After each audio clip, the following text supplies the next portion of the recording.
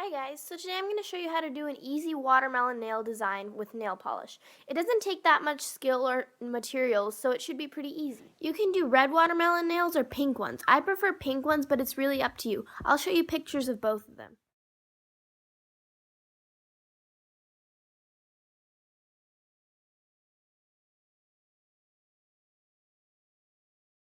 So what you're going to start off by doing is just removing all your other nail polish, making sure your nails are completely clean. If you want to do like some filing or buffing or anything, you can do that, but I'm not going to show that on this video.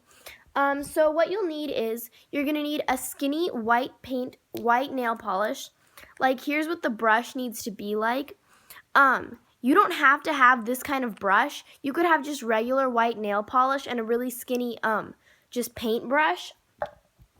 You can do optional base coat or top coat. I'm doing them both, but you don't have to. You're going to need pink or red nail polish. I'm using pink. And then you'll need green and black nail polish. Also, you will need this thing. I call it a dotter because it has the little surface on the end that lets you make dots.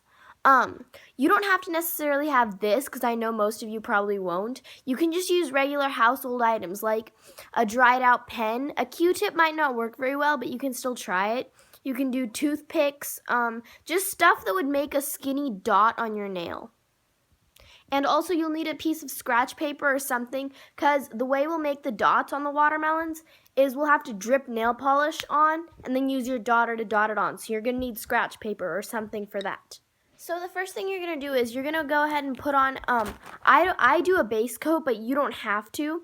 It's really up to you. So you're going to start off with your pink or red nail polish. I'm going to do pink, but it's really up to you.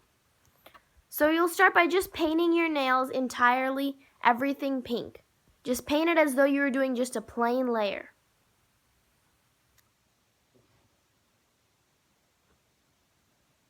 Always make sure you have a towel or something on the surface you're doing it on.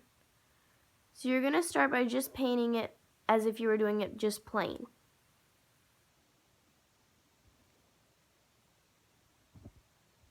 So just plain.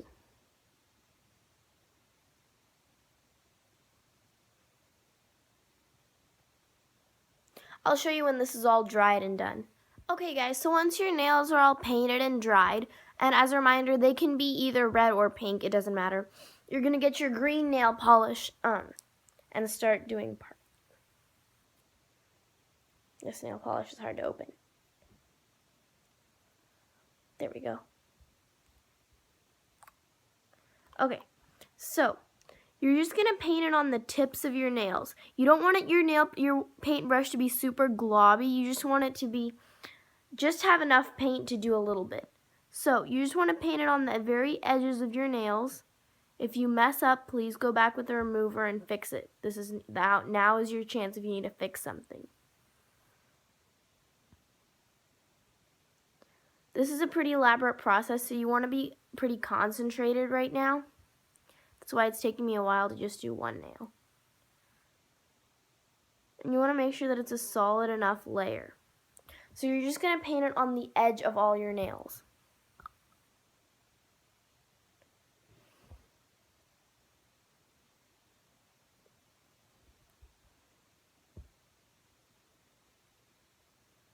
I'll do 2 nails and show you, and then I'll fast forward it.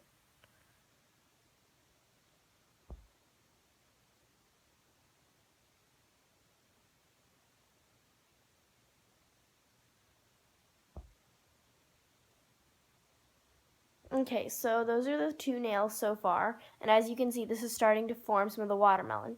So you're going to do this on all of your nails and wait for it to dry, and I'll show you when that's finished. So now once you've done the green tips on all of your nails, you're going to take your white nail polish with the stripe or whatever you're deciding to use as your white nail polish with the skinny brush. The important thing about this is the skinny brush. So, make sure your nail polish is stood up somewhere. Mine's over here. So what you're going to do is you're going to paint a white line where the pink meets the green. I'll show you this in a second.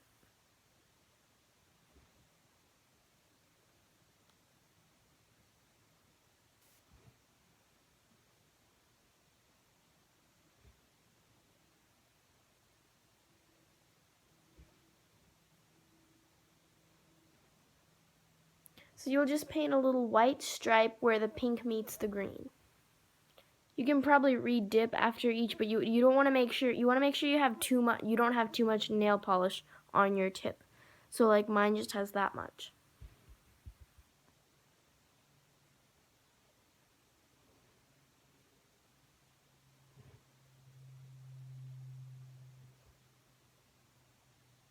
And you want to make sure that it's fully white, because see here it's kind of streaky, so I'm going to fix that.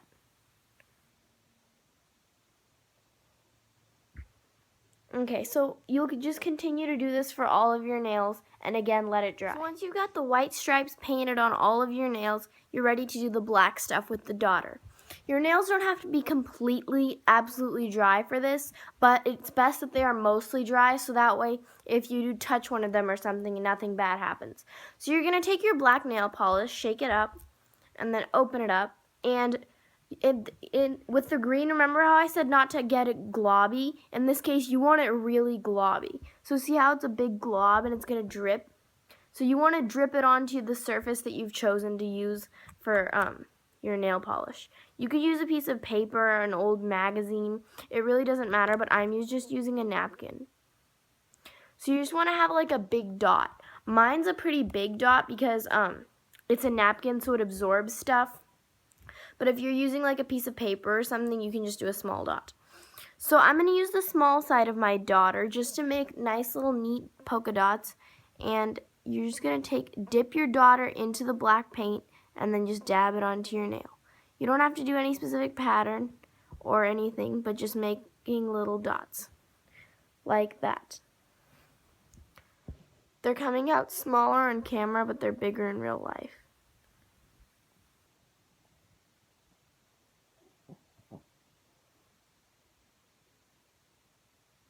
You might want to use a piece of paper or something because the nail polish soaks through the towel pretty easily. So you're going to just dot most of your nails like this. Well, all of your nails like this.